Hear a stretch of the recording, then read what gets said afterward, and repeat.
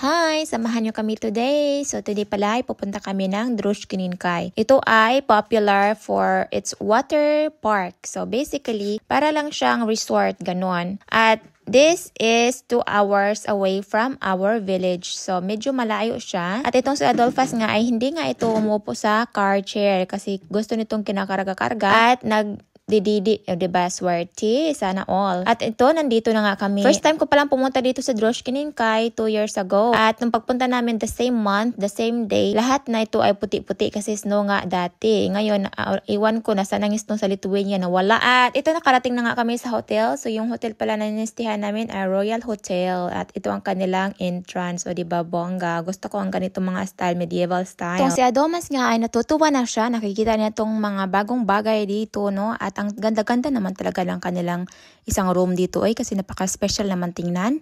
At ito nga ang kanilang hallway, napakahaba ng kanilang ceiling, no? Dream house ko ng ganito, guys. Anyway, kung nagtataka kayo kung ano bang ginagawa-gawa namin, no? Ano na ba, mayaman na ba kami kasi nagbabakasyon na kami? Charot. Ito pala, guys, ay dahil may conference si Lina. Nakikita niyo ba yung conference room doon nung nilabihan lang namin? Yes, mayroon po siyang conference. Ito ay nagaganap every once a year. At dahil nga siya ay scientist, so most of the cases, no, ay ang university ang nagbabayad ng hotel room at saka ng gasolina.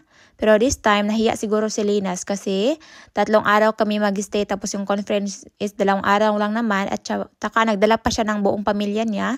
So, siya na yung nagbayad ng aming hotel dito at ng kanyang gasolina. Pinag-ipunan talaga ito ni Linas, guys, kasi gusto din niya na dalhin kami sa bakasyon. Especially yung mga bata. Ano, ito si Adam, mahilig talaga ito sa water park. At ito nga yung dahilan kung bakit talaga pinag-ipunan ito ni Linas. Ito nga, guys, ang quick room tour namin. O, diba, hindi naman ito kalakihan, pero maganda na rin. Kayo. What's going on? Remove your jacket, love. Adomay. In the house.